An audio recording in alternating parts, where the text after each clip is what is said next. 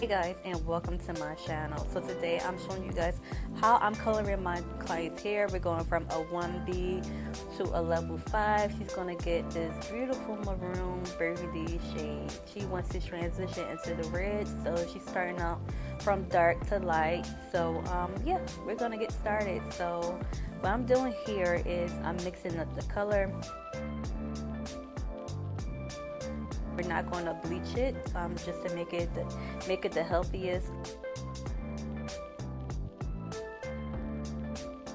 I'm going to be using 40 volume developer, and I'm just mixing in that color. I'm going to show you guys the color in a minute, but it's basically from my favorite hair color line, All Par Milano. I love this color line. Like,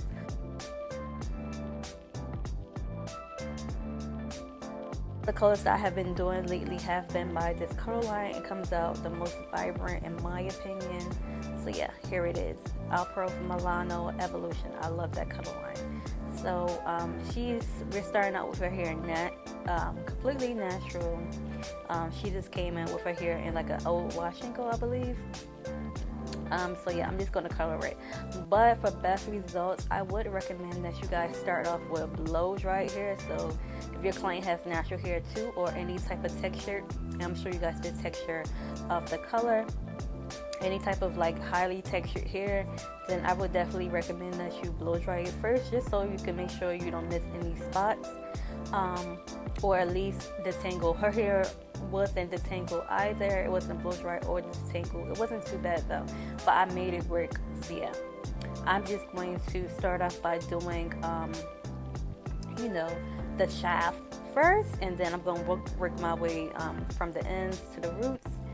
That's how they taught us how to do it in hair school, and I am a licensed cosmetologist, so that's what I'm doing to all the sections. If you want, you could actually do the front section completely last, because the front and the roots typically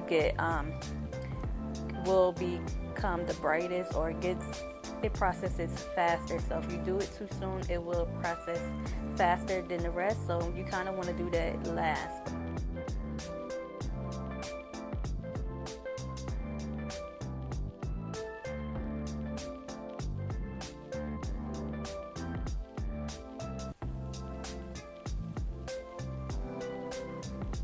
Okay, so now I'm opening up the sections, and I'm doing, I'm going to take small sections per section. So it's divided into 4 sections, and then I'm going to do subsections, do it a little smaller than what it is now.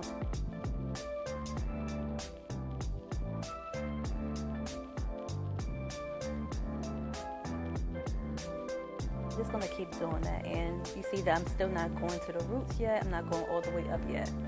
I'm just working it in and doing it down to the ends. You never want to do the ends first either, because you could cause breakage to the ends, and then you don't want to do the roots first either, because it will cause what we call hot roots. And if your client has gray hair, then that part will be brighter too. So it's a cute look. It'll give you give your client like a nice highlighted look. Or if you're doing your own hair, it'll give you a highlighted look. But if you don't even want that, then you can add in to your color. It's a little bit of in that will basically neutralize the color, or make the color neutral. N stands for neutral, so with any color, if you want to cancel out the grays and you don't want the grays to be brighter, you just use a little bit of N. I didn't do that here, but it gave her a nice little highlight for the areas that she does have gray. So I'm just going to continue to do this method all throughout her hair. Okay, and you want to make sure that you saturate this. So I did 2 tubes of the color. At first I started off with 1.5 tubes, just to be on the safe side, just because her hair wasn't super long, so I thought maybe we might only need 1.5 tubes, but we ended up using the full 2 tubes. So yeah, I'm just going to keep on doing that all through our hair, as you guys see.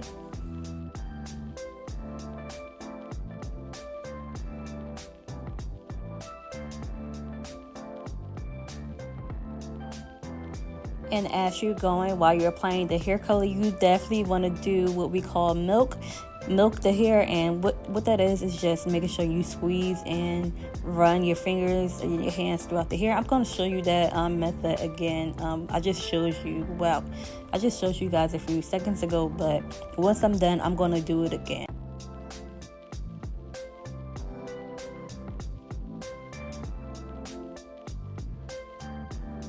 You could comb it after too, because that will also help it to be evenly distributed, especially if your client has natural hair.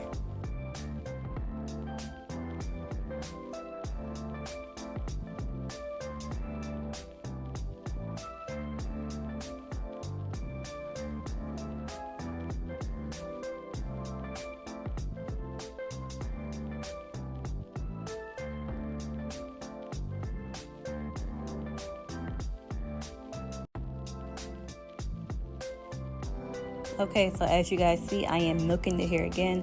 It's called milking because it looks like you are milking a cow, and they taught us that in hair school as well. So now I'm going to go back, and now that I have the hair color all throughout the shaft and the ends of the hair, I'm going to go back and do the roots. So I'm doing the roots all over. I already did some of the back, and now I'm doing the front section.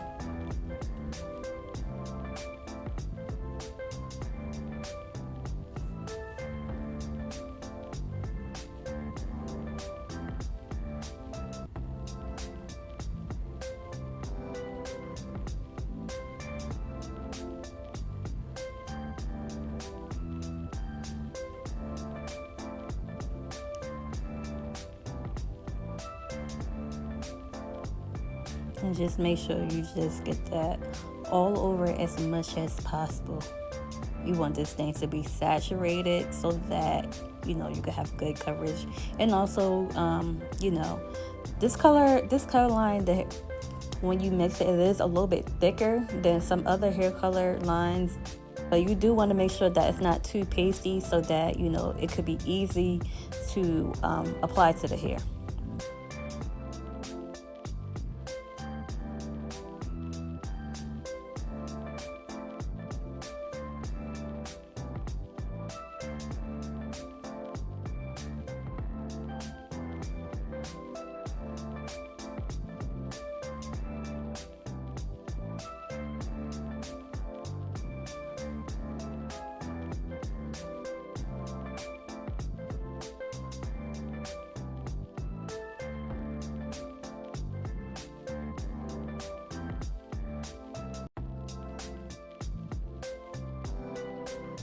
So I'm milking the hair once again while I'm finishing applying the color to the roots, as you guys just saw. You want to always go back into all those sections to apply it to the roots.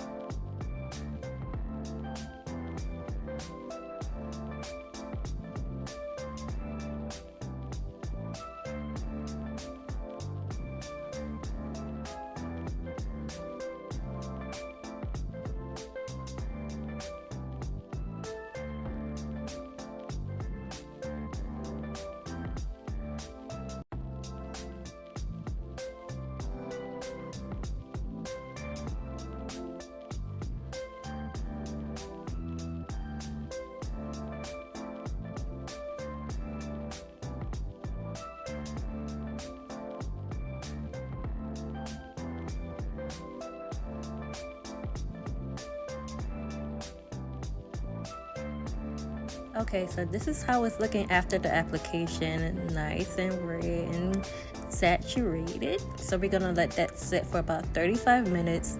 So she sat under the dryer for about 30 minutes with a cap. for the processing. Normally it would take about 45 minutes, but if you process color underneath the dryer, you can let it process for about 30 minutes. So that's what we did, and I'm just going to start by rinsing it first. So don't just put the shampoo on the hair while it has the color. You definitely want to rinse it all out first, and then you're going to shampoo. So right now I'm just rinsing all of the color out. And after rinsing, I'm applying shampoo. So the shampoo that I'm using is the Clairol Shimmer Lights, actually the generic value version from Sally's. I'm using that. I didn't have any more regular color shampoo, so I just decided to use that. And this is a really good shampoo for gray and blondes. She didn't have, we didn't color either. Like, she didn't have all gray in her hair, and then we didn't do any blonde or any bleach, but it's still a good shampoo to use. Actually, she does have gray, but it's colored, so it's really good because it's really moisturizing. So I'm just going to make sure I give her a good shampoo. I'm just making sure to squeeze it all throughout her hair so that she doesn't have any color in her hair, and also get it in her scalp, all of that.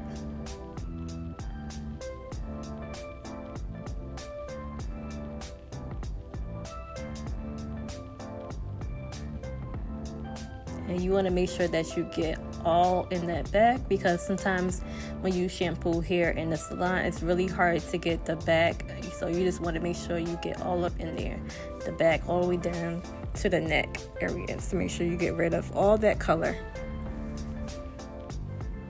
And then you want to also do the front too, because when you're trying to get the edges, sometimes people have certain hairlines and you have to get all of that color out. So yeah, just give her a really, really good shampoo.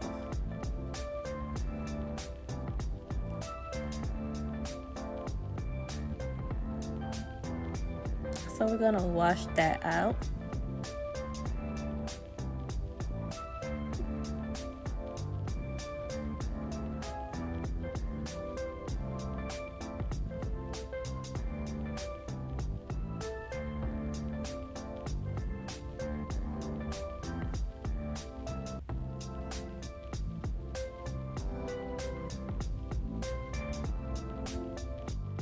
Okay, after shampooing, I'm going to give her a deep treatment and set her under the dryer.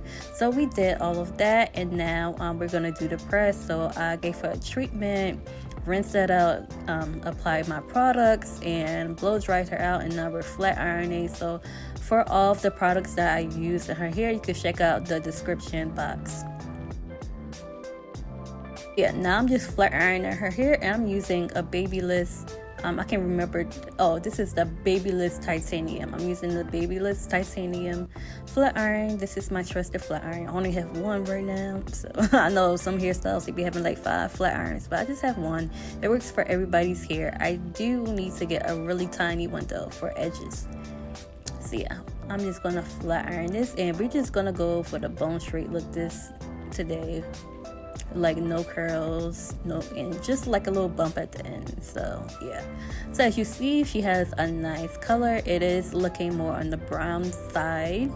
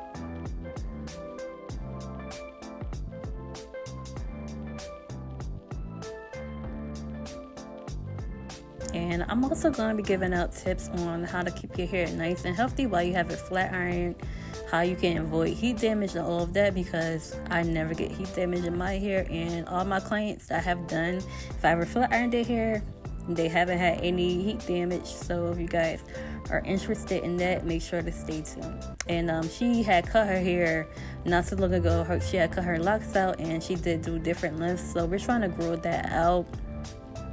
But until the shorter lengths get a little longer, we're going to just be keeping it like this, as long as her hair doesn't have any split ends, and it's even and everything. We're not gonna I'm not gonna cut it at the shortest length, basically. So I'm just letting her grow out her the shorter lengths, and then maybe in a couple of months we'll cut, make sure that we cut it from the shortest length, so that it's mostly all even, like, instead of having layers. So yeah, her hair has some layers to it because of that. But here is the final result. Really pretty. I just did a regular flat iron her hair with side part. Didn't do anything too fancy, but you see the color. It did come out really pretty. It's really pretty for the springtime.